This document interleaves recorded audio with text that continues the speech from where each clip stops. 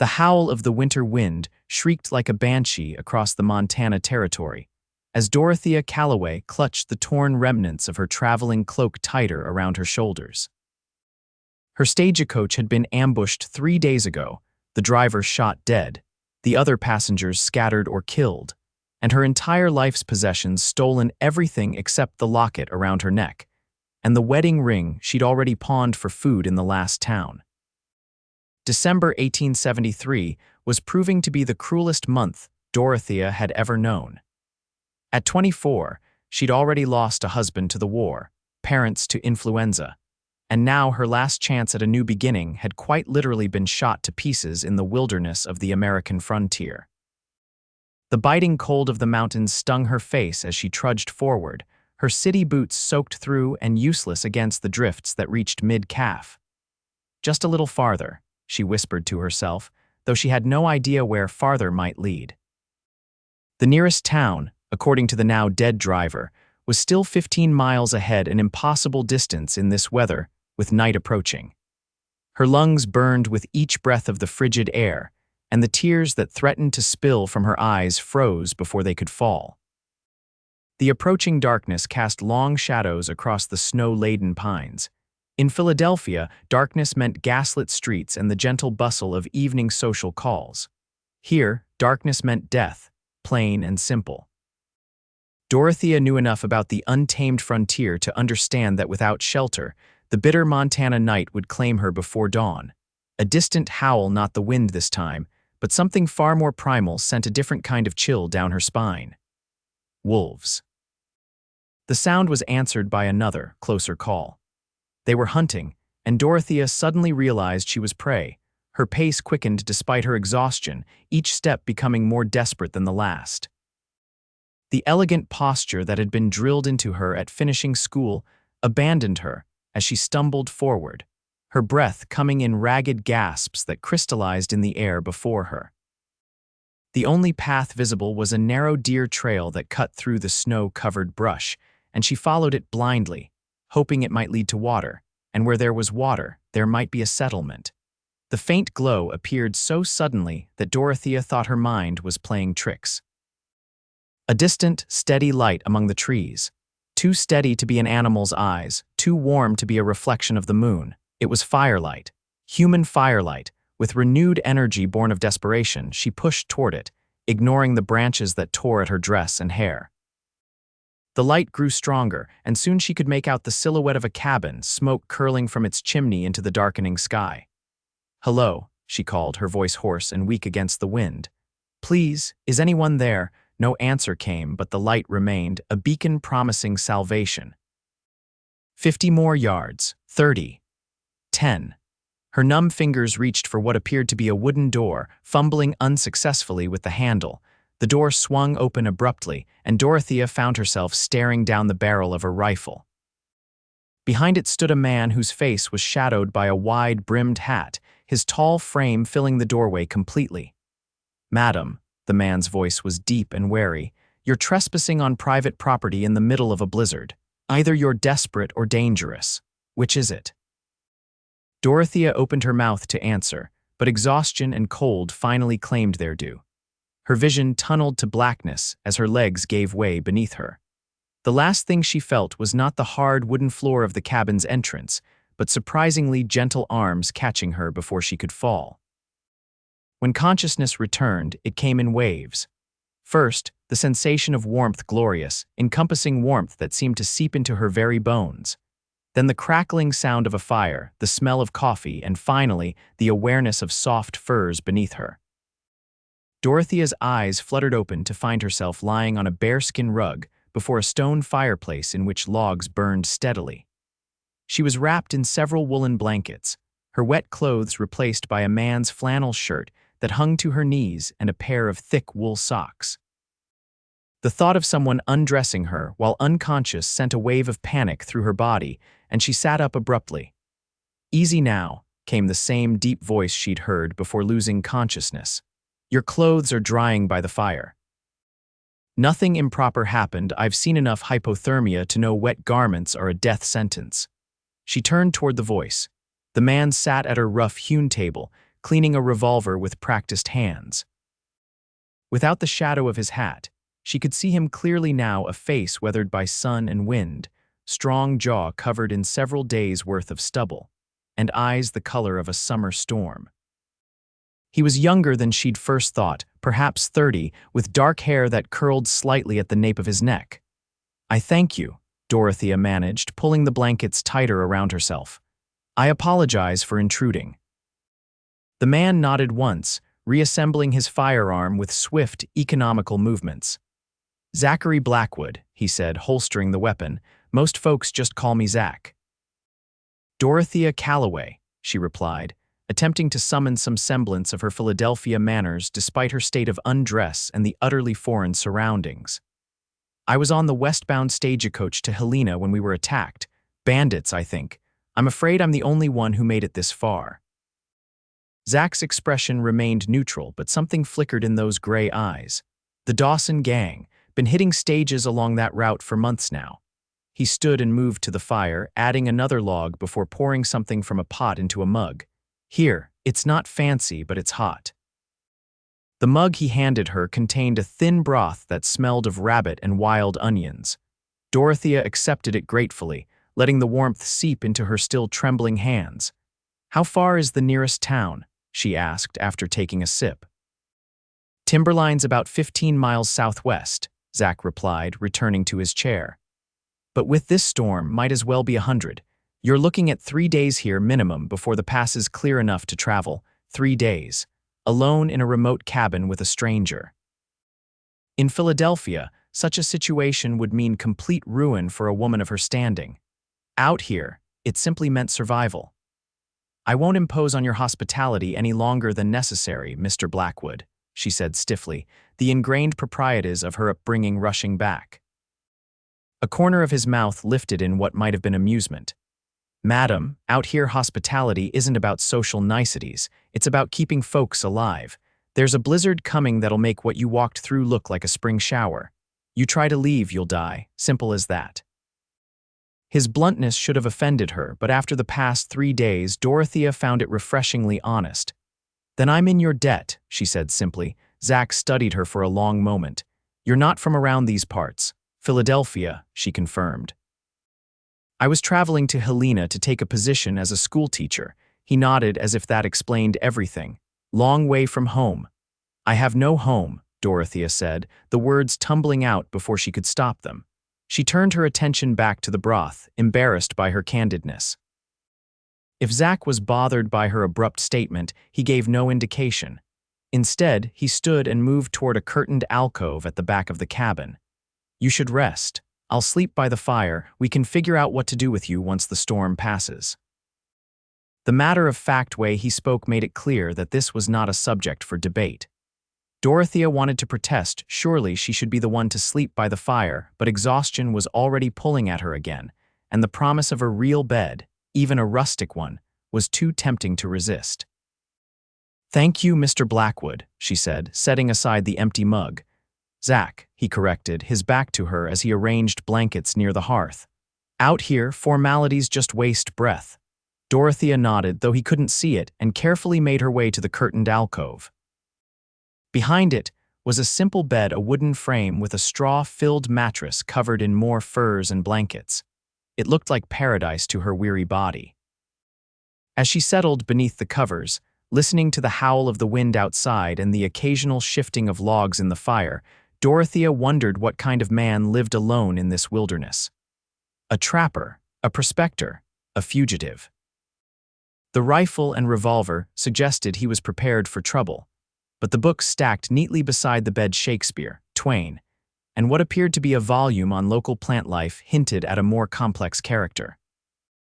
Sleep claimed her before she could ponder further, pulling her into a dreamless void where the cold, the fear, and the uncertain future could not follow. Morning arrived with startling brightness. Snow reflected the sunlight through the cabin's small windows, filling the space with a clean, white glow. Dorothea woke disoriented, the events of the previous day rushing back as she took in her surroundings. The cabin was empty. Zach's blankets were neatly folded by the fireplace, which had been built up with fresh logs. On the table sat a plate of what appeared to be cornbread and jerky, alongside a cup of coffee that still steamed. Beside them was a neatly folded stack of clothing, not her own ruined garments, but what looked like a woman's dress, simple and practical. Dorothea rose cautiously, wrapping a blanket around herself as she approached the table. A note sat propped against the coffee cup, written in a surprisingly elegant hand, "Gone to check traps. Storm coming. Eat. Clothes belong to my sister. Should fit." She picked up the dress, running her fingers over the sturdy fabric. It was plain but well made, a dark blue calico with long sleeves and a practical high collar. Nothing like the fashionable gowns she'd left behind in Philadelphia, but infinitely better than her torn and still damp traveling clothes. After eating the simple breakfast and changing into the borrowed dress, which fit better than expected, though it was a bit short at the ankles, Dorothea took stock of her temporary sanctuary. The cabin was small but solidly built, consisting of one main room with the curtained sleeping alcove at the back. A stone fireplace dominated one wall, its mantel holding a few personal items, a carved wooden box, a daguerreotype in a simple frame that she didn't examine too closely, and an assortment of dried herbs hanging from hooks. The opposite wall featured a workbench covered with trapping equipment, skinning knives, and what appeared to be half-finished leather work. Near the door stood a cabinet that, upon inspection, contained provisions: sacks of flour and cornmeal, jars of preserved vegetables and fruits, dried meat, coffee beans, and a modest supply of medicinal supplies. This was not the home of someone who lived hand to mouth. This was a place prepared for long isolation, managed with careful forethought. Whoever Zachary Blackwood was, he was no common mountain hermit. The door opened with a gust of frigid air, and Zach stepped inside, bringing with him the scent of pine and cold. He carried 2 rabbits in one hand and a string of fish in the other, his shoulders dusted with fresh snow. "Good, you're up," he said, closing the door behind him with his foot. His eyes quickly assessed her in the borrowed dress, but his expression remained neutral. "Hope you don't mind wearing Sarah's clothes. Yours weren't salvageable." "Sarah?" Dorothea asked before she could stop herself. "My sister," he replied, moving to the workbench where he laid out his catch. "She stayed here with me for a while." The past tense was not lost on Dorothea.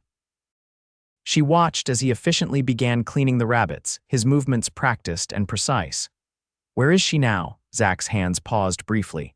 "Cemetery in Timberline. Fever took her 2 winters ago." "I'm sorry," Dorothea said softly, genuinely pained by the loss she heard in those few words. He nodded once, resuming his work. "Weather's turning. Storm's moving in faster than I thought. We've got about an hour before it hits full force." Dorothea moved to the window, peering out at the landscape. The morning's bright sunshine was already dimming as dark clouds gathered over the mountains. "Is there anything I can do to help? I'm afraid I'm not much use with." "That," she gestured to the game he was preparing, "but I can cook at least." Zach glanced up, studying her for a moment as if reassessing her. "You know how to make rabbit stew?" "Theoretically," she admitted. "I've cooked before, but usually with different ingredients." A ghost of a smile touched his lips. "Guess we'll both find out then." He nodded toward a shelf where cooking implements hung. "Pots there, water bucket by the door. I'll handle the messy part." For the next hour, they worked in a strange but comfortable tandem. Zach finished preparing the meat, while Dorothea found root vegetables in a cool storage box dug beneath the cabin floor. She chopped them inexpertly but determinedly, occasionally asking questions about proportions or cooking time. If Zach found her lack of frontier cooking experience amusing, he didn't show it, answering her questions with simple, practical instructions. By the time the stew was simmering over the fire, the first real blasts of the storm had arrived. Wind howled around the cabin's corners, finding every crack and seam with icy fingers. Snow fell in thick, heavy curtains that quickly obscured the view from the windows. "It will hold, won't it?" Dorothea asked, eyeing the sturdy but nonetheless isolated structure as the wind's intensity increased. "Built it myself," Zach replied, stoking the fire higher. "Survived 3 winters already. The walls are double thick and I banked snow against the north side before the first frost." He glanced at her concerned expression. "We're fine, got enough wood to last a month, food for longer." Dorothea nodded, trying to take comfort in his confidence. "You said you expected to be snowed in for 3 days. At least," he confirmed, straightening up from the fireplace. "Could be a week if this one's as bad as it sounds." He moved to a trunk near his workbench and pulled out several oil lamps. "Best get these ready. Sun sets early this time of year, and it'll be dark as pitch once it does." As if on cue, the light outside dimmed further, the afternoon surrendering to the storm's artificial twilight.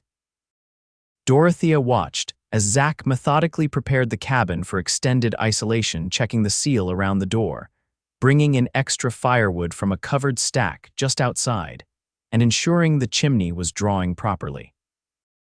There was something comforting in his competence, in the way he moved through these preparations without fuss or complaint. This was clearly not his first winter storm, nor would it be his last. For Dorothea, whose life had been spent in the ordered society of Philadelphia drawing rooms, there was something both terrifying and exhilarating about being so utterly dependent on the elements, and on this stranger's knowledge of survival. "Your stew's boiling over," Zach commented, breaking into her thoughts. Dorothea rushed to the fireplace, lifting the pot slightly from the direct heat. "I'm sorry," she said, flustered. "I was distracted." "Storm will do that," he said, returning to his seat at the table where he had begun working on what appeared to be a piece of leather harness. "Best to keep busy." Taking his advice, Dorothea focused on tending the stew, searching the shelves for something to serve it in. She found 2 wooden bowls and a loaf of bread that looked reasonably fresh. By the time she had arranged everything on the table, the stew had thickened to a proper consistency, and the cabin was filled with its savory aroma. "It's ready, I think," she announced, suddenly nervous about her culinary creation. Zach set aside his work and moved to the fireplace, helping her lift the heavy pot from the hook. His proximity made her acutely aware of his physical presence, the breadth of his shoulders, the strength in his arms as he easily managed the weight of the iron pot, the scent of leather and pine that seemed to cling to him. "Smells good," he said, placing the pot on a flat stone he'd set on the table for that purpose. They ate in companionable silence, the stew proving better than Dorothea had feared it might be. Zach took a second helping without comment, which she took as approval. "What brought you out here?" she asked finally, curiosity overcoming her natural reserve. "To live, I mean, so far from everything," Zach considered the question, taking his time to answer. After the war, cities felt too crowded, too many people, too many reminders. He broke off a piece of bread, using it to soak up the last of his stew. "Out here, a man answers only to himself and the seasons." "You fought in the war?" Dorothea asked, thinking of her own husband who had never returned from Gettysburg. He nodded once. "Union cavalry, 4 years." His gaze met hers across the table.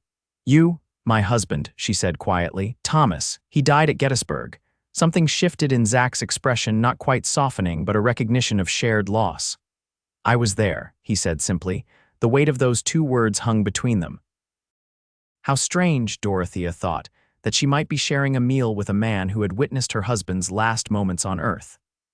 The war had ended nearly a decade ago, but its shadows still stretched long across the country, connecting strangers in unexpected ways.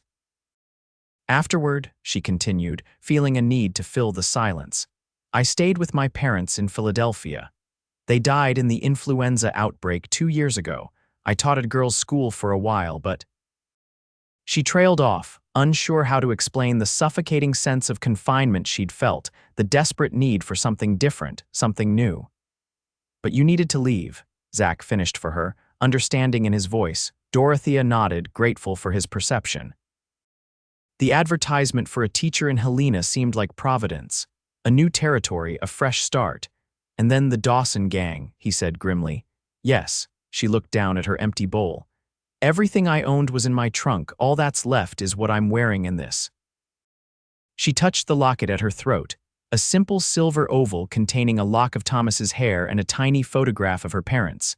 Zach's eyes followed the movement, lingering on the locket before returning to her face. "People rebuild out here all the time. It's what the West is for."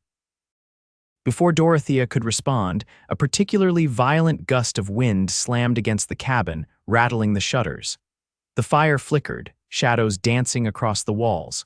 Storms settling in, Zach observed, rising to check the windows.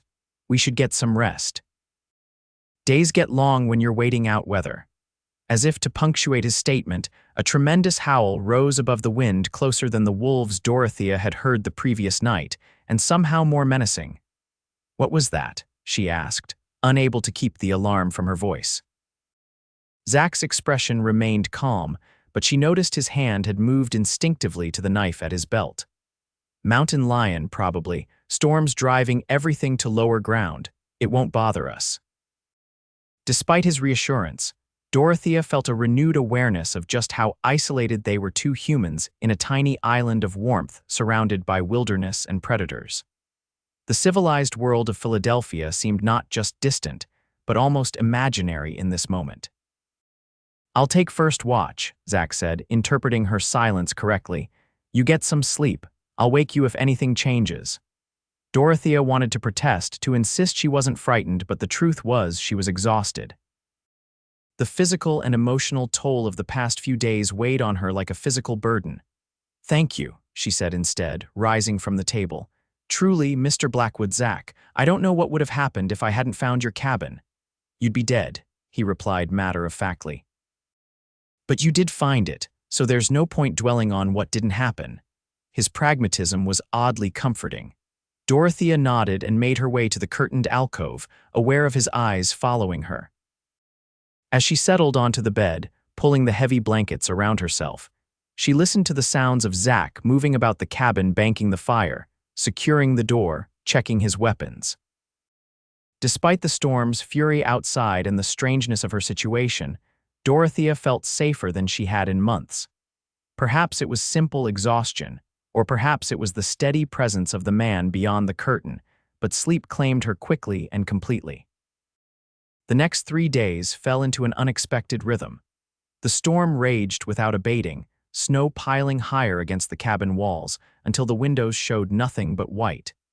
Inside, Dorothea and Zach established a routine that allowed them to share the confined space with surprising comfort.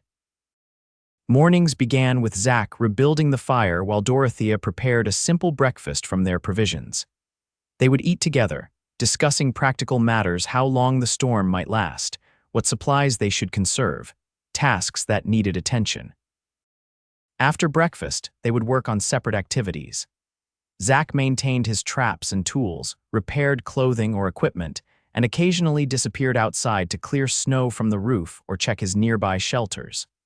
Dorothea took on cooking and mending, found ways to stretch their provisions, and gradually took over more of the cabin's upkeep. To pass the long afternoon hours, they sometimes read from Zach's small collection of books, taking turns with Shakespeare's plays or Twain's newest work. Other times, Zach taught Dorothea practical skills: how to properly sharpen a knife, how to identify animal tracks, how to predict weather changes from subtle shifts in the wind. In the evenings, they would sit by the fire, the howling storm creating a strange sense of intimacy as they shared stories from their lives. Dorothea spoke of Philadelphia society, of music and art and the changing fashions of the city. Zach told tales of his years as a cavalry scout, of the indigenous tribes he'd encountered, of the untamed beauty of territories few white men had seen. On the 4th day, Dorothea woke to silence. The constant roar of wind that had formed the backdrop to their days had ceased, leaving a stillness so profound it felt almost unnatural. She rose and pushed aside the curtain to find Zach already awake, standing at the door which he had opened several inches, surveying the transformed landscape. "Storms past," he said without turning. 3 feet of new snow at least, more in the drifts. Dorothea moved to stand beside him, gazing out at a world transformed. The forest glistened under a blanket of untouched white, trees bowed under the weight of snow, the morning sun casting long blue shadows across the pristine surface. It was breathtakingly beautiful and utterly impassable. "How long before we can reach Timberline?" she asked, already knowing the answer from what Zach had taught her about winter travel. Week, maybe 2, he replied, closing the door against the cold. Snow needs to settle and compact. Fresh powder like this, you'd sink to your waist with every step. 2 more weeks in this cabin, alone with a man she'd known less than a week. In Philadelphia, such a situation would have been beyond scandalous, it would have been ruinous. Yet here, standing in the warm cabin with Zach's solid presence beside her, Dorothea felt not scandal but a strange sense of opportunity. Time out of time, a pause between what had been and what would be. I should earn my keep, she said, moving toward the kitchen area. What shall we have for breakfast? Zach watched her with an expression she couldn't quite read. I was thinking we might try something different. Weather's clear enough for hunting. I could show you how to use snowshoes, maybe track some elk. The invitation surprised her. Until now, Zach had been protective, keeping her safely within the cabin's walls. The idea of venturing out into that vast whiteness was both terrifying and exhilarating. I would like that, she said, meeting his gaze steadily. Though I warn you, I've never worn snowshoes in my life. A rare smile crossed his face, transforming his features from merely handsome to something that made Dorothea's breath catch. Everybody falls the first time, he said. Even Sarah did. The mention of his sister seemed to come more easily now, less laden with grief. Dorothea smiled in return. Then I shall try not to disappoint by breaking with tradition. After a quick breakfast, Zach brought out 2 pairs of snowshoes, one clearly well used, the other newer and smaller. Made these for Sarah, he explained, handing her the smaller pair. She was about your height. Dorothea accepted them with a sense of solemnity, understanding the significance of being offered something that had belonged to his sister. Thank you, she said simply. Zach nodded, then proceeded to show her how to secure the snowshoes to her boots, explaining the technique as he worked. Weight on your heel when you lift, roll forward onto the ball of your foot when you step down. Keep your stance wider than normal, arms out for balance at first. Once they were both properly outfitted, Dorothea in Sarah's heavy wool coat and mittens, Zach with his rifle slung across his back, they set out from the cabin into the brilliant winter morning. The first few steps were as disastrous as predicted. Dorothea stumbled, tried to correct, crossed the oversized frames, and promptly toppled face first into a snowdrift. She emerged sputtering, snow clinging to her eyelashes and hair, to find Zach watching with barely concealed amusement. Not a word, she warned, struggling to right herself. He extended a hand, which she gratefully accepted. Didn't say anything, he replied, though his eyes crinkled at the corners. After several more falls and much patient instruction from Zach, Dorothea began to get the hang of the awkward movement. Soon they were making their way through the silent forest, Zach slightly ahead, occasionally pointing out tracks or signs that meant nothing to Dorothea's untrained eye but seemed to tell him entire stories. Rabbit, he said, kneeling beside a delicate pattern of impressions. Moving fast. Probably being hunted. He gestured to another, heavier set of tracks. Fox, see how the print is different, more compact, direct line of movement. Dorothea knelt beside him, studying the marks in the snow. How can you tell which way they were going? Zach pointed to subtle details, the deeper impression at one end of the track, the spray of snow in a particular direction. As he explained, his voice took on a quality she hadn't heard before, a kind of quiet passion, a deep knowledge and respect for the wilderness around them. They continued on, climbing a gentle rise that Zach said would give them a better view of the valley. The exertion warmed Dorothea despite the cold, and she found herself enjoying the physical challenge, the crisp air filling her lungs, the absolute quiet broken only by the soft crunch of their snowshoes and occasional call of a distant bird. At the crest of the hill, Zach stopped and motioned for her to do the same. Ahead, in a small clearing perhaps 100 yards away, stood a magnificent bull elk, its massive antlers stretching toward the sky, steam rising from its nostrils in the cold air. Oh, Dorothea breathed, the sight stealing any more eloquent response. Zach nodded, understanding in his silence. They stood together, watching as the majestic creature pawed at the snow, uncovering vegetation beneath. After a moment, Zach quietly unslung his rifle. Dorothea laid a hand on his arm. Must you? she whispered, surprising herself with the question. He glanced at her, then back at the elk.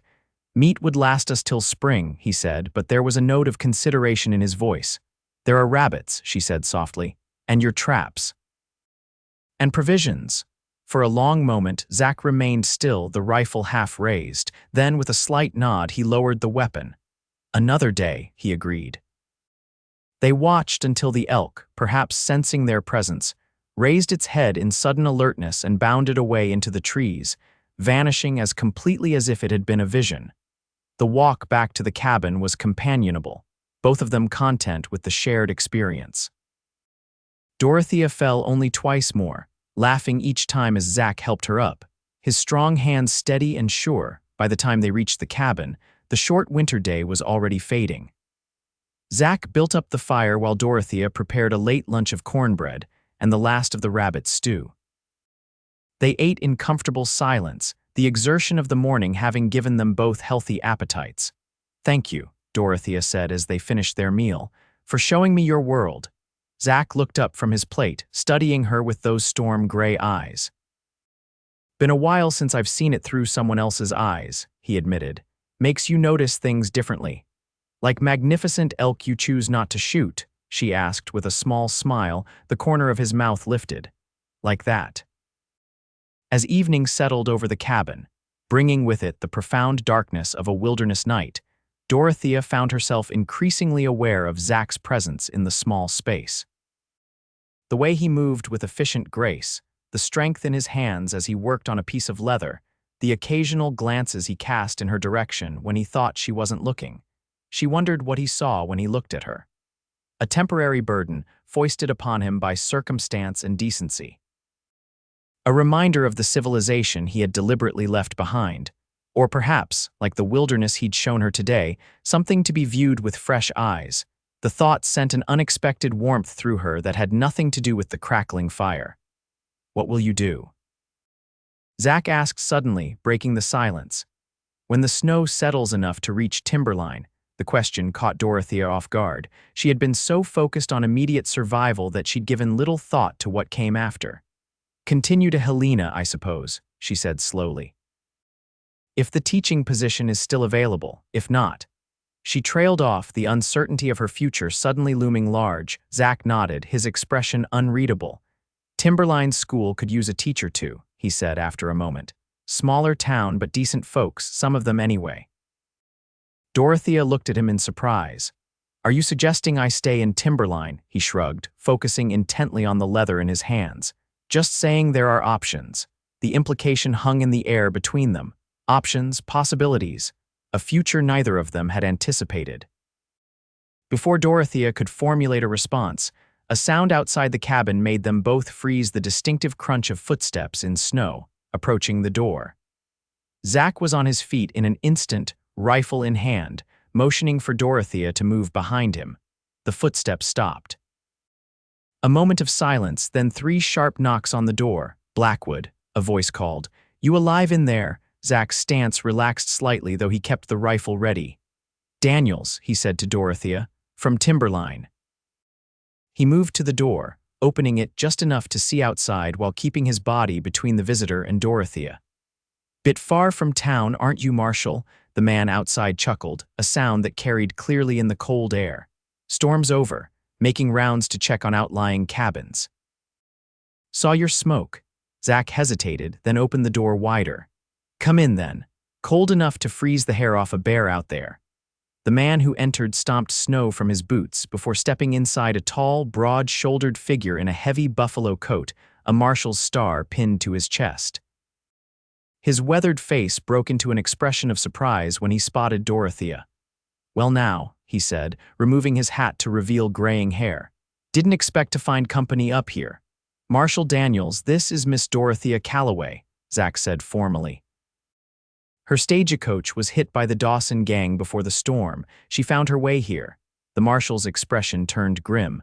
"Dawson, huh? Been trying to catch that snake for months." He turned to Dorothea with a respectful nod. "Madam, sorry about your trouble. Lucky you found Blackwood's place. Not many would have survived 3 days in that weather." "I'm very grateful," Dorothea said, conscious of how the situation might appear to an outsider. Mr. Blackwood has been most hospitable. Something in the marshal's eyes suggested he was making his own assessment of the situation, but his expression remained politely neutral. I'm sure he has, he said. Zach here's one of the good ones, despite his preference for bears over people. Zach set his rifle aside and gestured to the table.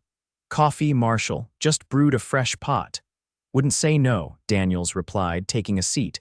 As Zach prepared the coffee, the Marshal turned his attention back to Dorothea. Where were you headed, Miss Calloway, if you don't mind my asking? Helena, she replied. I had accepted a position as a schoolteacher there. Daniels raised his eyebrows. That's so interesting timing. How do you mean? Dorothea asked. Our schoolteacher in Timberline, Mrs. Winters, just announced she's moving back east come spring. Her husband's got consumption, needs a different climate. He accepted the cup Zach handed him with a nod of thanks. Town's been in a state about finding a replacement, not many educated women willing to come all the way out here. Dorothea caught Zach's glance, a silent acknowledgement of their earlier conversation. I see, she said carefully. That is, coincidental. More than coincidental, I'd say, Daniels replied, sipping his coffee. Might even call it providential, depending on your inclinations. For the next hour, they discussed practical matters, the conditions of the trails, news from Timberline, the latest on the Dawson gang's activities. The marshal reported that the stagecoach company had already been notified of the attack, and that the other passengers, those who had survived, had made their way to a different settlement. Trail to town should be passable in about a week, Daniels said, as he prepared to leave. I'd offer to escort you now, Miss Calloway, but my horse is barely managing as it is. Wouldn't be safe to try with two. I understand, Dorothea said. Mr. Blackwood has already explained the dangers of traveling in fresh snow. The marshal nodded approvingly. He would know. He turned to Zach. You'll bring her in when it's safe. Of course, Zach replied, a slight edge to his voice that suggested he didn't appreciate the implication that he might do otherwise. Daniels seemed to pick up on it, raising his hands in a placating gesture. Just doing my job, Blackwood. No offense meant. He settled his hat back on his head and nodded to Dorothea. Madam, pleasure to meet you. Town council will be mighty interested to hear about your teaching experience when you get to Timberline. After the marshal had departed, the cabin seemed suddenly smaller, more intimate. Dorothea was acutely aware of how their situation must have appeared to an outsider, a single woman staying alone with a bachelor in a remote cabin. In Philadelphia, her reputation would have been irreparably damaged. Here, the marshal had seemed more concerned with her safety than her virtue. He seems direct, she commented, breaking the silence. Zach snorted softly. Daniels is a good lawman, nosy as hell, but fair. He stoked the fire, adding another log. He'll have the whole town knowing about you before he finishes his first whiskey tonight. Dorothea felt a flush of embarrassment. Will that cause problems for you, people thinking that we what? Zach asked, turning to face her.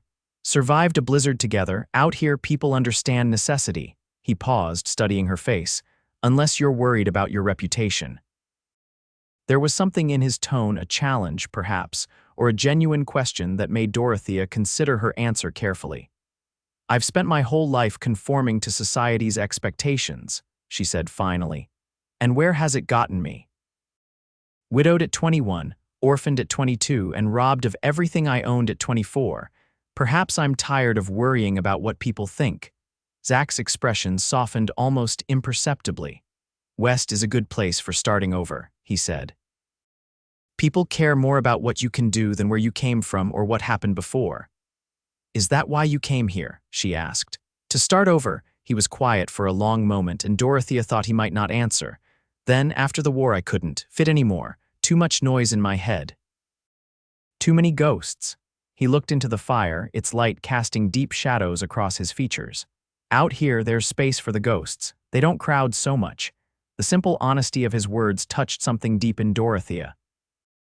Here was a man who understood loss, who had found his own way to live with it rather than despite it, not so different from what she herself had been seeking when she'd boarded that stagecoach to Helena. I understand, she said softly, more than you might think. His eyes met hers across the room. A moment of recognition passing between them, two people who had survived their own private winters, now finding unexpected warmth in each other's company. The days that followed took on a dreamlike quality for Dorothea. Cut off from the outside world, existing in the intimate confines of the cabin with only Zach for company, she found herself living more fully in the present than she had in years. Each day brought new lessons, practical skills that Zach taught her patiently, and more subtle learnings that came from observing the way he moved through his world with such quiet confidence. She learned to identify animal tracks in the snow, to gauge weather changes from the feel of the air, to recognize which plants could be harvested even in winter's grip. He showed her how to set simple snares, how to clean and prepare small game, how to use every part of what they harvested so nothing went to waste. In return, Dorothea shared what she could, stories from books he hadn't read, songs she remembered from concerts in Philadelphia, techniques for making their simple meals more palatable with limited spices. She mended his clothes with neat, even stitches that made him examine her work with appreciative surprise. "Where'd you learn to sew like that?" he asked one afternoon as she returned a repaired shirt to him. "All proper young ladies learn needlework," she replied with a small smile. "Though I never much enjoyed embroidering cushions with inspirational sayings, this feels more necessary." He ran a thumb over her stitches, the gesture oddly intimate. "Necessary has its own kind of beauty," he said quietly. Their days fell into a rhythm that felt increasingly natural. Mornings were for practical work, maintaining the cabin, preparing food, checking Zach's nearest traps. Afternoons often found them outdoors, Dorothea growing more confident on snowshoes as Zach gradually expanded the range of their explorations. Evenings were for conversation by the fire, sometimes reading aloud from Zach's books, sometimes simply sitting in comfortable silence as he worked on leather, or she practiced knitting with yarn unraveled from an old sweater. At night, they maintained their separate sleeping arrangements, Zach near the fire, Dorothea in the curtained alcove, but she became increasingly aware of his presence just beyond the thin fabric divider. Sometimes she would lie awake, listening to the steady rhythm of his breathing, wondering if he too found sleep elusive with her so near. On the 10th day after the storm, Zach announced that the trail to Timberline should be passable. "Snow's settled enough," he said over breakfast. "We could make it in about 5 hours if we start early tomorrow." Dorothea felt an unexpected pang at his words. Of course they would need to return to civilization, eventually she had known that from the beginning. Yet somehow, the prospect now filled her with a strange reluctance. "I see," she said, focusing on her plate. "Then I should prepare for the journey." Zach watched her, his expression giving nothing away. "Unless you'd prefer to wait longer," he said after a moment. "No rush, plenty of provisions." She looked up, meeting his gaze. "Do you want me to stay?" The question hung between them, more direct than anything they had yet said to each other. Zach's eyes never left hers, storm gray and intense. "Yes," he said simply, "but that's not the point." "What is the point then?" Dorothea asked, her heart beating faster. "The point is what you want," he replied. "You came west for a reason, new start, teaching position, Timberline or Helena, that's your choice to make." Dorothea considered his words. He was right, of course. She had come west seeking independence, a chance to build a life on her own terms. That hadn't changed, and yet everything else had. The woman who had boarded that stagecoach in Philadelphia was not the same woman sitting across from Zachary Blackwood in this remote cabin. What if? She began, then paused, gathering her courage. What if what I want has changed? Zach set down his coffee cup, his full attention on her. "Changed how? When I left Philadelphia, I wanted to escape," Dorothea admitted. "From memories, from pity, from a life that felt like it was closing in around me. I thought teaching in Helena would give me independence, a fresh start." She met his gaze steadily. "I never expected to find connection." The word seemed inadequate for what had grown between them over these days of shared survival and quiet companionship, but it was the closest she could come to naming the feeling. Zach was silent for a long moment, his expression unreadable. Then he stood, moving to the window where the morning sun cast long shadows across the snow-covered landscape. "I came out here to be alone," he said, his back to her. After the war, after Sarah died. Figured solitude was all I had left. He turned to face her. Wasn't looking for anybody to change that. Dorothea felt her heart sink. I understand, she said quietly, rising from the table, and I appreciate your hospitality. We should prepare for tomorrow's journey. Before she could move away, Zach stepped forward, closing the distance between them. You didn't let me finish, he said, his voice low. Wasn't looking for it, but here you are anyway, making me think maybe solitude isn't all there is. Dorothea looked up at him, hope rising cautiously within her. What are you saying, Zach? I'm saying, he replied carefully, that if you decide Timberline needs a schoolteacher more than Helena does, I wouldn't mind having a reason to come into town more often. A smile spread slowly across Dorothea's face. Is that your way of courting, Mr. Blackwood? The corner of his mouth lifted in that almost smile she had come to treasure. Might be, been a while since I tried. It needs work, she informed him, her own smile widening, but I find I don't mind. Something shifted in Zach's expression, a softening, a warming that transformed his habitually guarded features. Slowly, giving her every chance to pull away, he raised a hand to her face, his calloused fingers gentle against her cheek. Dorothea, he said, her name like a question on his lips. She answered by leaning into his touch, her eyes never leaving his. Yes, she whispered.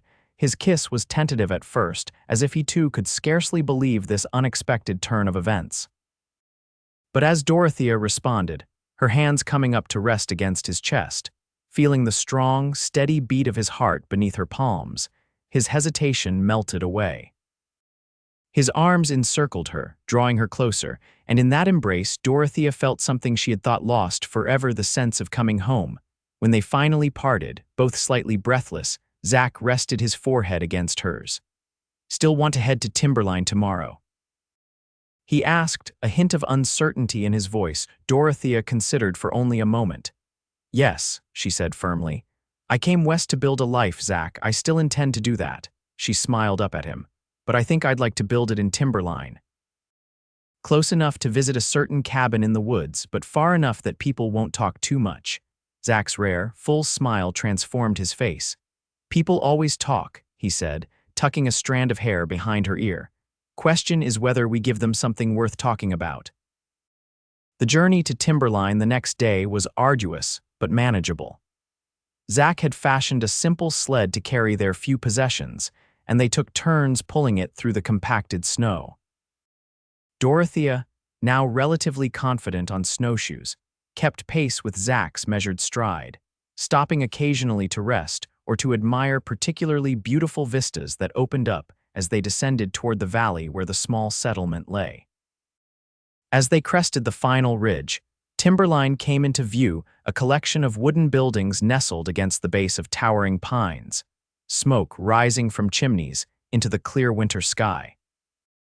It was smaller than Dorothea had imagined, perhaps 30 structures in all, with a main street running through the center. It's lovely, she said, genuinely appreciating the picturesque quality of the snow-covered town. Zach nodded, but she noticed a subtle tension in his posture. Been a while since I've been down, he admitted. Only come in for supplies every few months. Dorothea understood his reluctance. After the peaceful isolation of the cabin, the prospect of people even a small town's worth seemed almost overwhelming. She found herself reaching for his hand, a gesture of reassurance that surprised them both. We don't have to stay long, she said.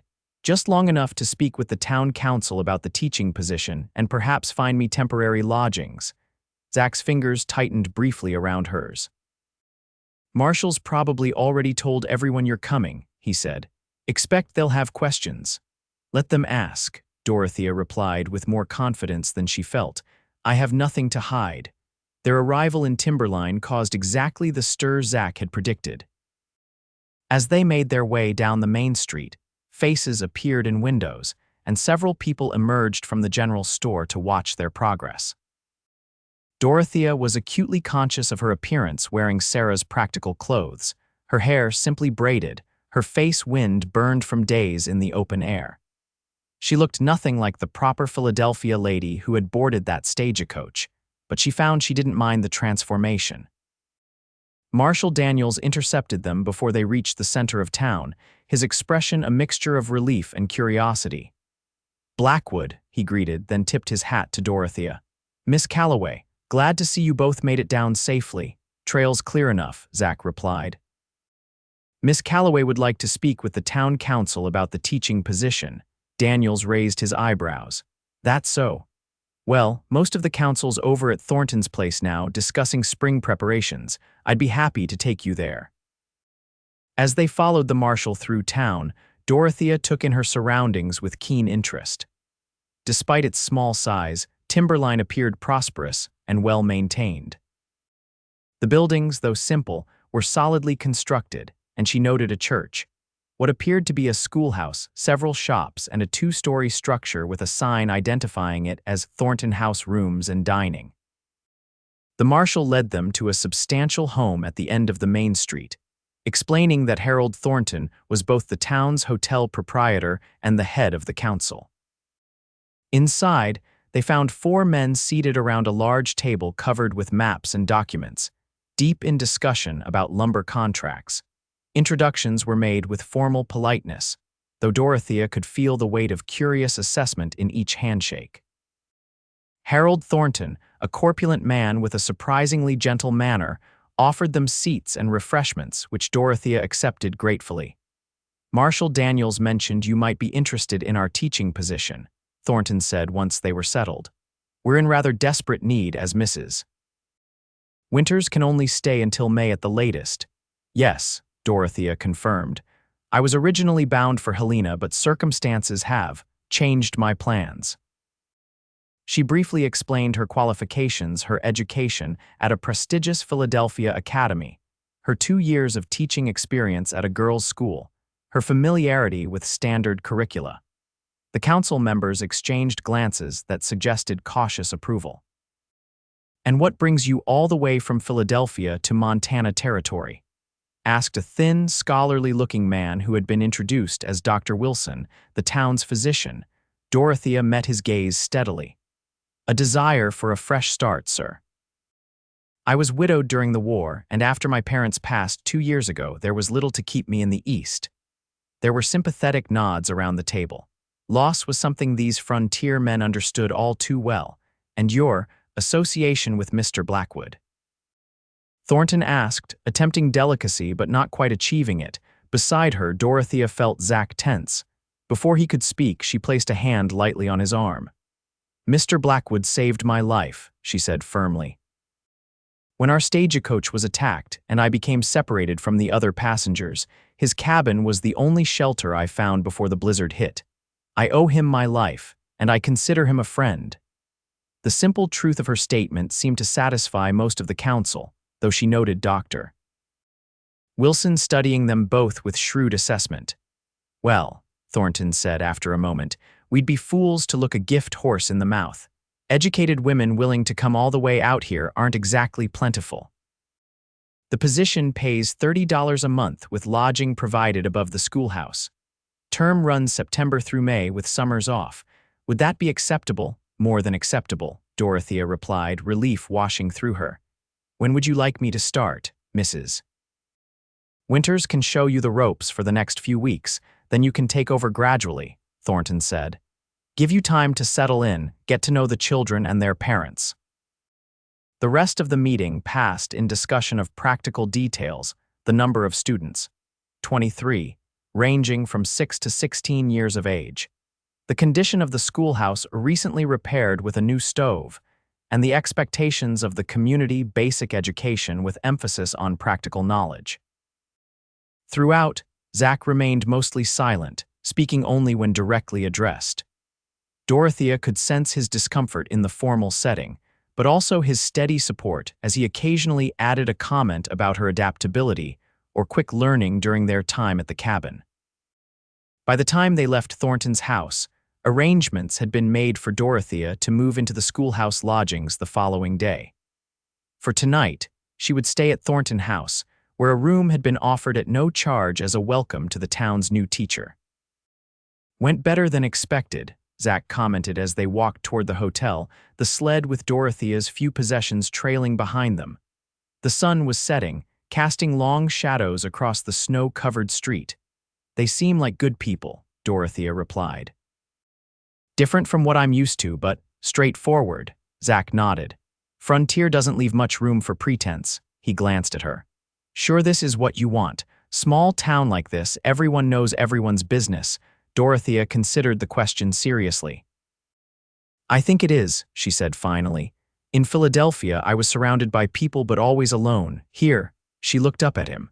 "Here I feel like I might belong in time." Something softened in Zach's expression. "You might at that."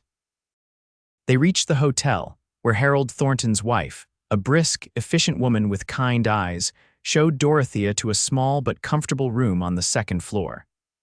Zach carried up her bundle of belongings, setting it carefully on the bed. "I'll be heading back at first light," he said, standing awkwardly in the doorway. "Need to check my trap lines." Dorothea felt a sudden pang at the thought of his departure. After days of constant companionship, the idea of him returning alone to the cabin while she remained in town seemed wrong somehow. "Will you come back soon?" she asked, unable to keep the question to herself.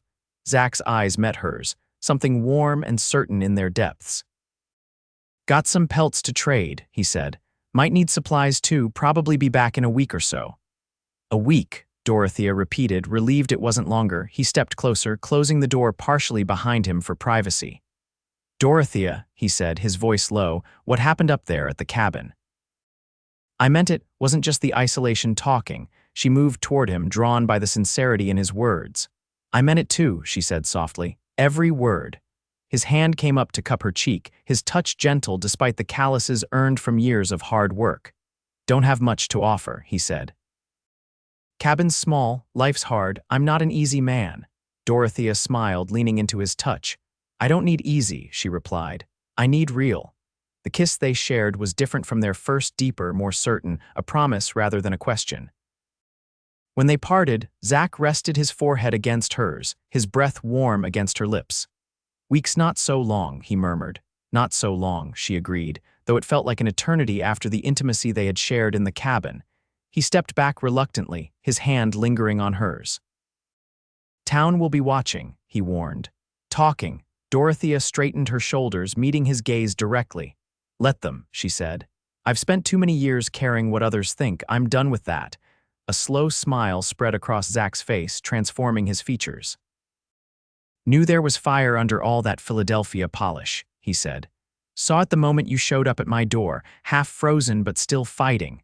The week that followed was a whirlwind of activity as Dorothea settled into her new role. Mrs. Winters, a kindly woman in her 50s whose husband's declining health necessitated their return to Ohio, proved to be an excellent mentor. She introduced Dorothea to each of the students and their families, showed her the curricula she had developed over her 5 years in Timberline, and offered practical advice about everything from managing the schoolhouse stove to handling the occasional unruly teenager. The schoolhouse itself was a simple but solid structure, with large windows that flooded the single room with light. Rows of benches faced a teacher's desk on a small raised platform, and a blackboard covered most of the front wall. Bookshelves lined the back, sparsely filled with donated volumes and the few textbooks the town could afford. The living quarters above were similarly modest, one room with a small iron stove for heating and cooking, a narrow bed, a table with 2 chairs, and a chest of drawers. A window overlooked the main street, and another faced the mountains where Zach's cabin lay hidden among the pines. Dorothea found herself standing at that window often, gazing toward the distant ridges, wondering what Zach was doing at that moment. The separation, after their days of constant companionship, felt strangely painful, like a physical absence. The townspeople welcomed her with a mixture of curiosity and warmth. Women brought small gifts, a loaf of bread, a jar of preserved peaches, a hand-knitted scarf along with thinly veiled questions about her background and her relationship with that mountain man Blackwood. Men tipped their hats respectfully and offered to chop wood for the schoolhouse or repair any issues she might find with her quarters. Through it all, Dorothea maintained a careful balance of friendliness and reserve. She answered questions about her Philadelphia background, honestly, but briefly. And when the subject of Zach arose, she spoke with simple gratitude about his role in saving her life, neither confirming nor denying the romantic speculation that clearly bubbled beneath the surface of such inquiries. By the 6th day, she had met most of the town, memorized the names of all 23 students, and begun to develop her own plans for expanding the school's limited curriculum. Mrs. Winters had expressed particular approval of Dorothea's idea to include practical mathematics through real-world applications like carpentry measurements and business ledgers. "These children need education that serves them here," the older teacher had said, "not just preparation for a world most of them will never see." On the morning of the 7th day, Dorothea woke early, her heart beating faster with anticipation. Zach had said about a week, and while she tried to temper her expectations, the wilderness operated on its own schedule. After all, she couldn't help but hope today might be the day. She dressed with particular care in one of the 2 dresses Harold Thornton's wife had helped her acquire from the general store, a practical dark blue cotton with a white collar, modest but flattering. Her hair, which she had worn in a simple braid during her time at the cabin, she arranged in a more becoming style, though still simpler than the elaborate coiffures she had worn in Philadelphia. After breakfast, she made her way to the schoolhouse, where she had arranged to meet Mrs. Winters for final discussions about the upcoming transition.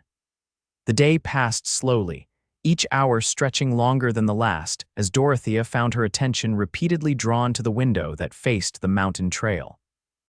It was mid-afternoon when she spotted him, a solitary figure on horseback, leading a pack-horse laden with what appeared to be furs and other goods. Even at a distance, she would have known Zach's straight-backed posture and broad-shouldered silhouette anywhere. Mrs. Winters noticed her distraction and followed her gaze to the approaching rider. "Ah," she said with a knowing smile. "I see Mr. Blackwood has chosen to grace our little town with his presence, rather sooner than his usual schedule, I might add." Dorothea felt heat rise to her cheeks. "He mentioned needing supplies," she said, attempting nonchalance. The older woman's smile widened. "Of course," she said, gathering her papers. "Well, I believe we've covered everything necessary for today. Perhaps we could continue tomorrow." Grateful for the reprieve, Dorothea agreed, and soon found herself standing on the schoolhouse porch, watching as Zach made his way down the main street. Several townspeople called greetings, which he acknowledged with brief nods, his eyes scanning the buildings until they found her. Even from a distance, the change in his expression was visible, a softening, a lightening that transformed his habitually guarded features.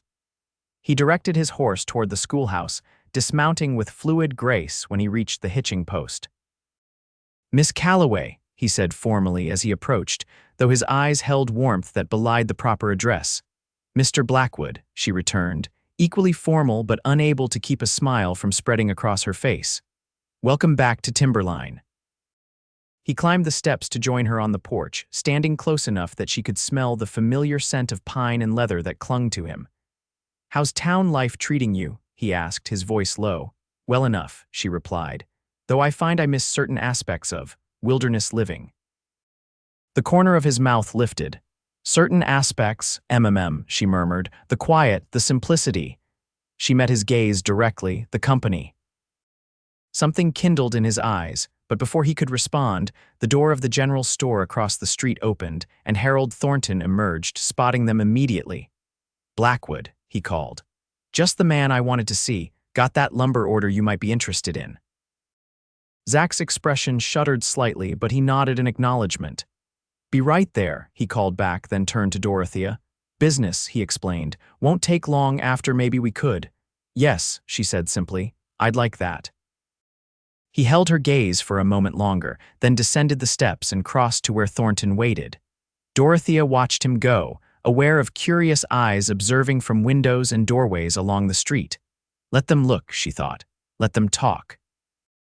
What was growing between her and Zach was too precious, too genuine to be diminished by small-town gossip. She returned to her quarters above the schoolhouse, using the time to prepare a simple meal from her modest provisions. It wasn't much bread, cheese, some dried fruit, and the last of a jar of preserved venison one of the townswomen had given her, but she arranged it carefully on her small table, adding a bunch of dried wildflowers she'd gathered earlier in the week. As the sun began its descent toward the mountains, casting long golden rays through her west-facing window, a knock sounded at her door. Her heart quickened as she opened it to find Zach standing there, hat in hand, his expression almost shy, business all finished. She asked, stepping back to invite him in. He nodded, entering with a careful politeness that made her smile. In the cabin, they had moved around each other with easy familiarity. Here, in this more conventional setting, he seemed determined to observe proprieties. "Brought something for you," he said, reaching into his coat pocket. He withdrew a small wooden box beautifully carved with a pattern of mountain flowers. "Made it at the cabin. Figured you might need something for whatever women keep in boxes." Dorothea accepted the gift with genuine delight, running her fingers over the intricate carving.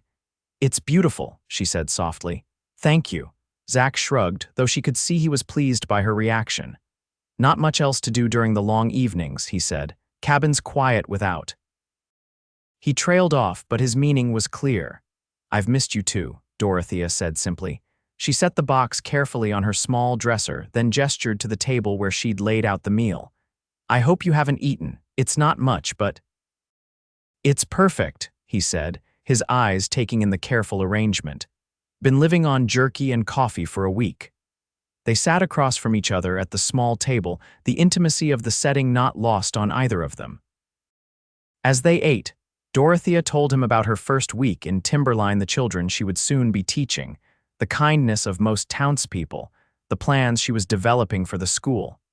Zach listened attentively, asking occasional questions that revealed genuine interest. In turn, he shared news of the wilderness tracks he'd found suggesting a mother bear and cubs had established a den near his western trap line. Signs that the Dawson gang might have moved on to easier territory. Early indications that spring might come sooner than expected.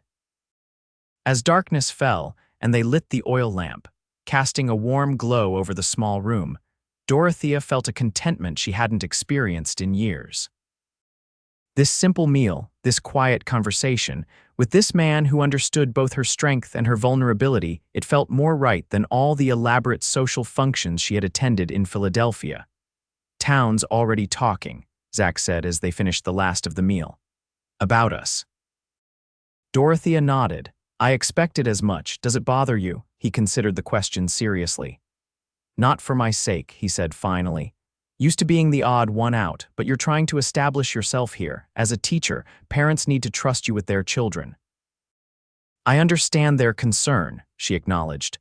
"A woman with a questionable reputation wouldn't be an appropriate influence on impressionable minds." She met his gaze steadily. "But I've done nothing to be ashamed of, Zach. Nothing." "I know that," he said quietly. "Question is whether they'll believe it." Dorothea reached across the table, taking his hand in hers. "Then we'll have to show them," she said. "Not by hiding whatever this is between us, but by conducting ourselves with honesty and dignity." She smiled. "Besides, I think Mrs. Thornton is already planning our wedding in her head." Zach's eyebrows rose at her bluntness, but his hand turned to clasp hers more firmly. "That right?" he asked, his voice carrying a hint of something new, hope, perhaps, or possibility. "She's been dropping hints all week," Dorothea confirmed. "Apparently, the town has had a betting pool on when you'd finally settled down for years. Several people have already collected winnings, I believe." A short laugh escaped him, the sound so unexpected and delightful that Dorothea found herself laughing too. For a moment, they were back in the cabin, sharing a private moment of joy amidst the wilderness. "Don't recall proposing," Zach said when their laughter subsided, though his thumb traced gentle circles on the back of her hand. "Don't recall being proposed to," she countered, her heart beating faster at the implicit question in his words. Zach's expression grew serious. "Wouldn't be easy," he said. "I'm not a town man, can't imagine living down here full-time, cabin's remote, rough, winter's harsh."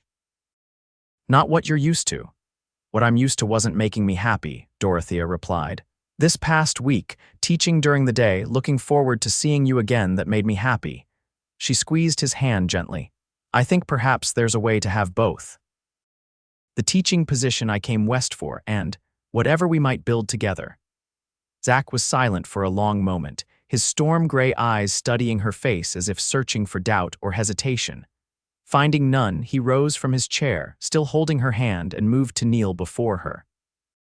Dorothea Calloway, he said, his deep voice carrying a slight tremor that touched her deeply.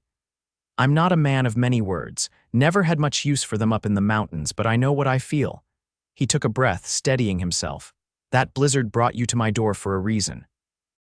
I wasn't looking for anyone to share my life, but now I can't imagine it without you. His eyes held hers, direct and honest. I'm asking you to marry me, not right away. Take your time, be sure. But when you're ready, if you're willing, I want to build something with you, something real. Tears pricked at Dorothea's eyes, not from sadness, but from a sudden, overwhelming certainty. The journey that had begun with loss and desperation, that had nearly ended in the frozen wilderness, had somehow led her exactly where she needed to be. Yes, she said simply, her voice steady despite the emotion welling within her. Yes, Zachary Blackwood, I will marry you, and we will build something real together. His face transformed with joy, years of solitude and grief falling away as he rose to pull her gently to her feet and into his embrace. His kiss was tender at first, then deepening with a passion that made her cling to him, her heart pounding against his. When they finally parted, both breathless, Zach rested his forehead against hers. I'll build us a better cabin, he promised. Closer to town for the teaching months, further up for the summers, something worthy of you. Dorothea smiled, touching his face gently. The cabin is already perfect, she said, because you're in it. 3 months later, as the first wildflowers began to carpet the mountain meadows, Dorothea stood beside Zach in Timberline's small church, exchanging vows before the entire town. She wore a simple white dress that Mrs. Thornton and several other women had helped her sew, with wildflowers in her hair instead of the elaborate veil she might have worn in Philadelphia. Zach, almost unrecognizable in a new suit, though he had adamantly refused to shave his beard completely, stood tall and proud beside her, his voice clear and strong as he promised to love, honor, and cherish her for all the days of their lives. The schoolchildren, who had come to adore their new teacher over the past months, sang a hymn that Dorothea had taught them, their young voices filling the small church with hope and joy. Even Dr. Wilson, who had been the most skeptical about their hasty courtship, smiled approvingly as they exchanged rings, Dorothea's, a delicate band that Zach had commissioned from a silversmith in Helena.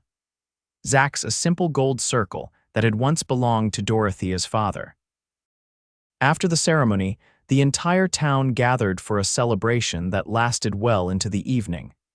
There was dancing and feasting, laughter, and a few happy tears.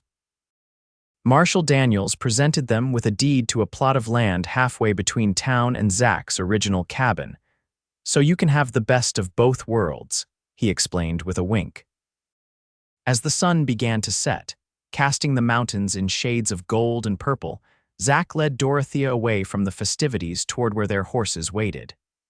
They would spend their wedding night at the cabin where they had first found each other, before returning to begin work on their new home. Happy? Zach asked as he helped her mount her horse, a gentle mare he had selected specifically for her.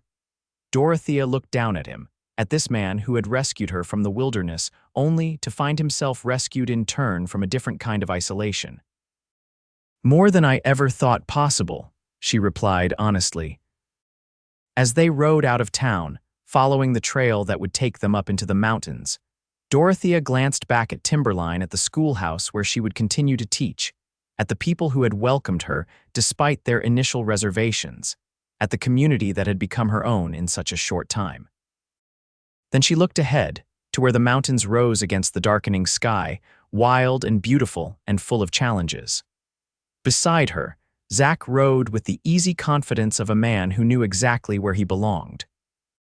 Ahead of them lay the life they would build together, part wilderness, part civilization, wholly their own. Race you to the ridge, she called impulsively, urging her horse to a gallop. Zach's surprised laugh followed her, along with the sound of his horse quickening pace to catch up. "Not fair," he called. "You got a head start." "All's fair in love," Dorothea called back, her voice carried away by the mountain wind. As they crested the ridge together, the last light of day illuminating their faces, Dorothea felt the final pieces of ice around her soul melt completely away. She had come west seeking a new beginning, stranded herself at the edge of winter, and found not just survival but love in the most unexpected place.